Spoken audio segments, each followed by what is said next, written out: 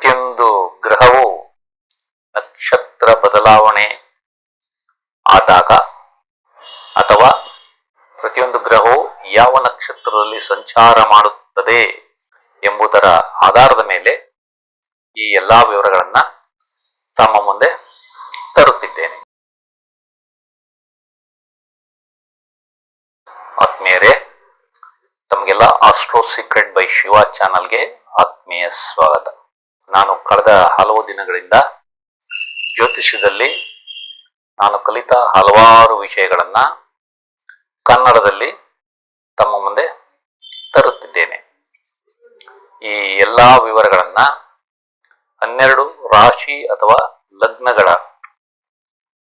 ಎಲ್ಲಾ ವಿವರಗಳನ್ನ ಪ್ರತಿಯೊಂದು ಗ್ರಹವು ನಕ್ಷತ್ರ ಬದಲಾವಣೆ ಆದಾಗ ಅಥವಾ ಪ್ರತಿಯೊಂದು ಗ್ರಹವು ಯಾವ ನಕ್ಷತ್ರದಲ್ಲಿ ಸಂಚಾರ ಮಾಡುತ್ತದೆ ಎಂಬುದರ ಆಧಾರದ ಮೇಲೆ ಈ ಎಲ್ಲಾ ವಿವರಗಳನ್ನ ತಮ್ಮ ಮುಂದೆ ತರುತ್ತಿದ್ದೇನೆ. ನಾವು ಈ ಎಲ್ಲಾ ವಿವರಗಳನ್ನ ಕೂಲಂಕುಷವಾಗಿ ಪರಿಶೀಲನೆ ಮಾಡಿ ಇದರ ಬಗ್ಗೆ ತಮ್ಮ ಅಭಿಪ್ರಾಯಗಳನ್ನ ಕಾಮೆಂಟ್ಗಳ ಮೂಲಕ ತಿಳಿಸಿದರೆ ಈ ಚಾನಲ್ ಅನ್ನ ಇನ್ನೂ ಉತ್ತಮವಾಗಿ ಅಭಿವೃದ್ಧಿಪಡಿಸಲು ಸಹಾಯವಾಗುತ್ತದೆ. ಈ ಎಲ್ಲಾ ವಿವರಗಳನ್ನ ತಾವು ಉಪಯೋಗಿಸಿಕೊಂಡು ಯಶಸ್ವಿಯಾಗಬೇಕೆಂಬುದು ನನ್ನ ಆಸೆ. ಈ ದಿನಾಂಕ 25 ಮೇ 2024ರಿಂದ ದಿನಾಂಕ 7 ಜೂನ್ 2024ರವರೆಗೆ 12 ರಾಶಿ ಅಥವಾ ಲಗ್ನಗಳ ಭವಿಷ್ಯವನ್ನ ತಿಳಿದುಕೊಳ್ಳೋಣ. ಈ ಭವಿಷ್ಯವನ್ನ ತಿಳಿದುಕೊಳ್ಳುವ ಮುಂಚೆ ತಾವು ಈ ವಿಶೇಷ ಸೂಚನೆಗಳನ್ನ ತಿಳಿದುಕೊಳ್ಳಬೇಕು. ರಾಶಿ ಚಕ್ರದಲ್ಲಿ ನವಗ್ರಹಗಳ ಸಂಚಾರದ ಮೇಲೆ ಪ್ರತಿಯೊಂದು ಲಗ್ನ ಅಥವಾ ರಾಶಿಗೆ ಈ ಭವಿಷ್ಯವನ್ನ ಕೊಡಲಾಗಿದೆ. ಒಂದು ಗ್ರಹದಿಂದ, ಉದಾಹರಣೆಗೆ ಗುರು ಅಥವಾ ಶನಿಯ ಸಂಚಾರದ ಮೇಲೆ ಭವಿಷ್ಯ ಹೇಳಲು ಆಗುವುದಿಲ್ಲ. ಪ್ರತಿಯೊಂದು ಗ್ರಹವು ನಮ್ಮ ಭವಿಷ್ಯಕ್ಕೆ ತನ್ನದೇ ಆದ ಕೊಡುಗೆಯನ್ನ ನೀಡುತ್ತದೆ. ಪ್ರತಿಯೊಂದು ಗ್ರಹವು ಶುಭ ಅಥವಾ ಅಶುಭ ಎನ್ನುವುದು ಅವುಗಳು ಯಾವ ನಕ್ಷತ್ರದಲ್ಲಿ ಸಂಚಾರ ಮಾಡುತ್ತವೆ ಎಂಬುದರ ಮೇಲೆ ನಿರ್ಧಾರವಾಗುತ್ತದೆ. ಚಂದ್ರನ ಸಂಚಾರ ಒಂದು ಭಾವದಿಂದ ಇನ್ನೊಂದು ಭಾವಕ್ಕೆ 2 ಕಾಲರಿಂದ 2.5 ದಿನದಲ್ಲಿಯೇ ಆಗುವುದರಿಂದ ಆ ಗ್ರಹವನ್ನು ಈ ಭವಿಷ್ಯದಲ್ಲಿ ಉಪಯೋಗ ಮಾಡಿಲ್ಲ. ನಿಮ್ಮ ಜನ್ಮ ಜಾತಕ ಮತ್ತು ದಶಾಭುಕ್ತಿ ಅಂತರ್ಭುಕ್ತಿಗಳು ಸಹ ಭವಿಷ್ಯ ನೋಡಲು ಬೇಕಾಗುತ್ತವೆ.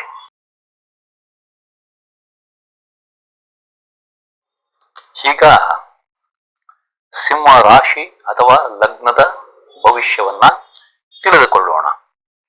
ಮೊದಲು ವೈಯಕ್ತಿಕ ವಿಷಯಗಳ ಬಗ್ಗೆ ತಿಳಿದುಕೊಳ್ಳೋಣ. ನಿಮಗೆ ಈ ಅವಧಿಯಲ್ಲಿ ಉತ್ತಮವಾದ ಆರೋಗ್ಯ ಇರುತ್ತದೆ. ನಿಮಗೆ ಜೀವನದಲ್ಲಿ ಕಷ್ಟಗಳು ಕಡಿಮೆಯಾಗುತ್ತವೆ. ನಿಮ್ಮದು ಒಳ್ಳೆಯ ವ್ಯಕ್ತಿತ್ವವಾಗಲಿದೆ. ನಿಮ್ಮ ಸಿಟ್ಟು ಈ ಅವಧಿಯಲ್ಲಿ ಕಡಿಮೆ ಇರುತ್ತದೆ. ನಿಮ್ಮ PhD ಪದವಿ ಯಶಸ್ಸು ಕಾಣಲಿದೆ. ನೀವು ಕುಟುಂಬದಿಂದ ದೂರ ಅಂದರೆ ಸ್ಥಳ ಬದಲಾವಣೆ ಮಾಡಬೇಕಾಗಬಹುದು. ನೀವು ಕಾಯಿಲೆಯಿಂದ ಆಸ್ಪತ್ರೆ ಸೇರಿದ್ದರೆ ಅಲ್ಲಿಂದ ಬಿಡುಗಡೆ ನಿಧಾನವಾಗಲಿದೆ. ನಿಮ್ಮ ಆಕಾಂಕ್ಷೆಗಳು ಮತ್ತು ಬಯಕೆಗಳ ಈಡೇರಿಕೆ ಈ ಅವಧಿಯಲ್ಲಿ ಕಷ್ಟಕರವಾಗಲಿದೆ. ನಿಮಗೆ ಬಲಿಷ್ಠ ಶತ್ರುಗಳಿಂದ ಸೋಲು ಬರಬಹುದು. ನಿಮ್ಮ ಅರಿತವಾದ ಮಾತಿನಿಂದ ತೊಂದರೆ ಅನುಭವಿಸಲಿದ್ದೀರಿ. ಆದ್ದರಿಂದ ಹುಷಾರಾಗಿ. ನಿಮ್ಮ ಕುಟುಂಬದಲ್ಲಿ ಮಕ್ಕಳ ಜನನ ಅಥವಾ ಮದುವೆಯಿಂದ ಹೊಸ ಸದಸ್ಯರ ಸೇರ್ಪಡೆ ಆಗುವುದಿಲ್ಲ. ನೀವು ಮನೆ ಬದಲಾವಣೆಗಾಗಿ ಯತ್ನಿಸುತ್ತಿದ್ದರೆ ಅದು ಈ ಅವಧಿಯಲ್ಲಿ ಸಾಧ್ಯವಿಲ್ಲ. ನಿಮಗೆ ಕೆಲಸ ಮಾಡುವ ಹುಮ್ಮಸ್ಸು ಕಡಿಮೆ ಇರುತ್ತದೆ. ನಿಮ್ಮ ಬುದ್ಧಿಮತ್ತೆ ಮತ್ತೆ ಮಂಕಾಗಿ ಓದುವ ಹಂಬಲ ಕೂಡ ಕಡಿಮೆ ಇರಲಿದೆ. ನಿಮ್ಮ ಧೈರ್ಯ ಈ ಅವಧಿಯಲ್ಲಿ ಕುಂದಬಹುದು. ನಿಮಗೆ ಒಳ್ಳೆಯ ಆಹಾರ ಸೇವನೆ ಯೋಗವಿಲ್ಲ. ನಿಮಗೆ ನೆಮ್ಮದಿ ಮತ್ತು ತೃಪ್ತಿ ಕಡಿಮೆ ಇರಲಿದೆ. ನೀವು ಪ್ರೀತಿಸಿ ಮದುವೆ ಆಗುವುದಿದ್ದರೆ ಅದು ನಿಧಾನವಾಗಲಿದೆ.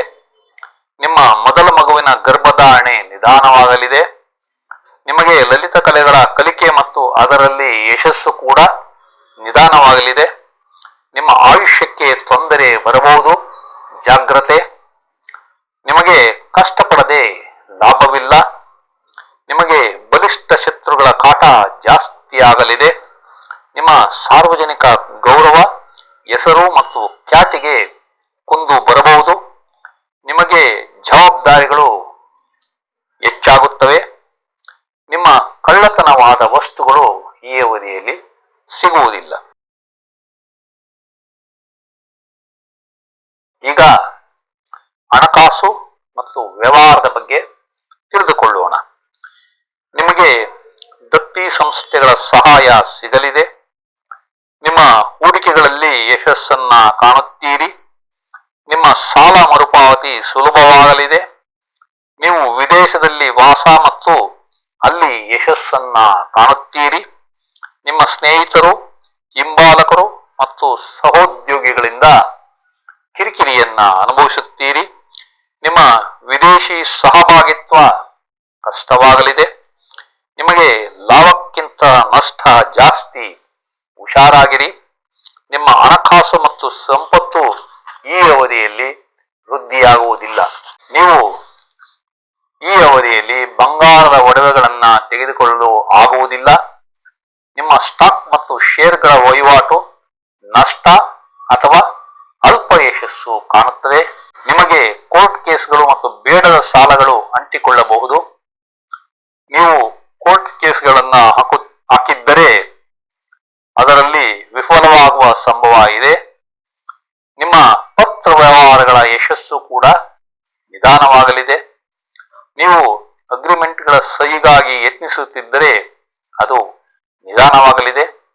ನಿಮ್ಮ ಆಸ್ತಿ ವಿಭಜನೆ ಕಾರ್ಯಕ್ರಮ ಕೂಡ ನಿಧಾನವಾಗುತ್ತದೆ. ನೀವು ಸಿನಿಮಾ ಅಥವಾ ಧಾರಾವಾಹಿಗಳಲ್ಲಿ ಕೆಲಸ ಮಾಡುವವರಾಗಿದ್ದರೆ ಮತ್ತು ಕ್ರೀಡಾಪಟುವಾಗಿದ್ದರೆ ಯಶಸ್ಸು ಕಡಿಮೆಯಾಗಲಿದೆ. ನಿಮಗೆ ಬರಬೇಕಾದ ಇನ್ಶೂರೆನ್ಸ್ ಹಣ ನಿಧಾನವಾಗಲಿದೆ. ನಿಮಗೆ ವರದಕ್ಷಿಣೆ ಹಣ ಸಿಗುವುದಿಲ್ಲ. ನೀವು ವಿದೇಶದಲ್ಲಿನ ಹಣಕಾಸಿನ ವ್ಯವಹಾರದಲ್ಲಿ ಹುಷಾರಾಗಿರಿ. ನಿಮಗೆ ಬರಬೇಕಾದ ಬಹುಮಾನ ಕೂಡ ಈ ಅವಧಿಯಲ್ಲಿ ಸಿಗುವುದಿಲ್ಲ. ನೀವು ಕೆಲಸದಿಂದ ವಜಾ ಅಥವಾ ಕಡ್ಡಾಯ ನಿವೃತ್ತಿ ಆಗಬಹುದು, ಜಾಗ್ರತೆ ವಹಿಸಿ.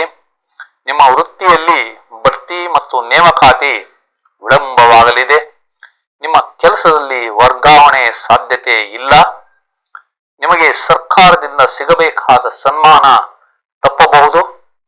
ನೀವು ಸಾಲ ಮತ್ತು ವ್ಯಾಜ್ಯಗಳಲ್ಲಿ ಸಿಲುಕಿಕೊಳ್ಳಬಹುದು. ಈಗ ನಿಮ್ಮ ತಂದೆ ತಾಯಿಗಳ ಬಗ್ಗೆ ತಿಳಿದುಕೊಳ್ಳೋಣ. ನಿಮ್ಮ ತಾಯಿಗೆ ಲಾಭ ಆಗುವುದಿಲ್ಲ. ನಿಮ್ಮ ತಂದೆಯ ಆರೋಗ್ಯ ಸಮಸ್ಯೆಯ ಸುಧಾರಣೆ ನಿಧಾನವಾಗಲಿದೆ. ನಿಮಗೆ ಪಿತ್ರಾರ್ಜಿತ ಆಸ್ತಿ ಸಿಗದಿರಬಹುದು. ನಿಮಗೆ ತಂದೆಯ ಆಸ್ತಿ ಕೂಡ ಸಿಗುವುದಿಲ್ಲ. ನಿಮಗೆ ತಂದೆಯ ಆಸ್ತಿ ಕೂಡ ಸಿಗುವುದಿಲ್ಲ. ನಿಮ್ಮ ತಂದೆ ತಾಯಿಗೆ ಆರೋಗ್ಯದಲ್ಲಿ ಸಮಸ್ಯೆ ಬರಬಹುದು, ಜಾಗ್ರತೆ ವಹಿಸಿ.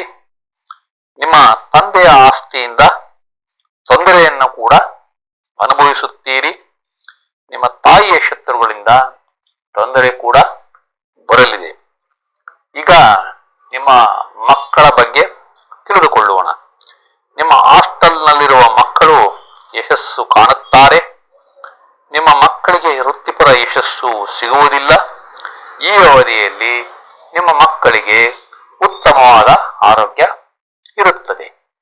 ಈಗ ಸಂಗಾತಿ ಮತ್ತು ಪಾಲುದಾರರ ಬಗ್ಗೆ ತಿಳಿದುಕೊಳ್ಳೋಣ.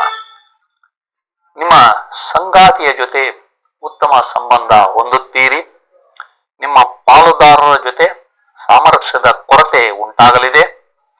ನಿಮ್ಮ ಸಂಗಾತಿ ಅಥವಾ ಪಾಲುದಾರರಿಗೆ ಅಪಾಯ ಬರಬಹುದು, ಎಚ್ಚರವಿರಲಿ. ನಿಮ್ಮ ಸಂಗಾತಿ ಮತ್ತು ಪಾಲುದಾರರಿಗೆ ನಿಧಾನವಾಗಿ ಅದೃಷ್ಟ ಸಿಗಲಿದೆ. ಈಗ ನಿಮ್ಮ ಒಡ ಹುಟ್ಟಿದವರು ಅಥವಾ ಸಂಬಂಧಿಕರ ಬಗ್ಗೆ ತಿಳಿದುಕೊಳ್ಳೋಣ. ನಿಮ್ಮ ತಾಯಿಯ ಚಿಕ್ಕಪ್ಪ ಅಪಾಯದಿಂದ ಪಾರಾಗುತ್ತಾರೆ. ನಿಮ್ಮ ಸೋದರ ಮಾವನಿಗೆ ತೊಂದರೆಯಿಂದ ವಿಮುಕ್ತಿ ಸಿಗಲಿದೆ. ನಿಮ್ಮ ಹಿರಿಯ ಸಹೋದರನ ಅಕ್ಕಪಕ್ಕದ ಮನೆಯವರ ಜೊತೆ ಒಳ್ಳೆಯ ಸಂಬಂಧ ಹೊಂದುತ್ತಾರೆ. ನಿಮ್ಮ ಹಿರಿಯ ಸಹೋದರನ ಮನೆ ಅಥವಾ ವಾಹನ ಖರೀದಿ ನಿಧಾನವಾಗಲಿದೆ. ನಿಮ್ಮ ಹಿರಿಯ ಸಹೋದರನಿಗೆ ನಷ್ಟವಾಗುವ ಸಂಭವ ಕೂಡ ಇದೆ. ನಿಮ್ಮ ಕಿರಿಯ ಸಹೋದರರಿಗೆ ನಷ್ಟವಾಗಬಹುದು. ನಿಮ್ಮ ಕಿರಿಯ ಸಹೋದರರಿಗೆ ಜೀವಕ್ಕೆ ಅಪಾಯ ಕೂಡ ಕಂಡುಬರುತ್ತದೆ.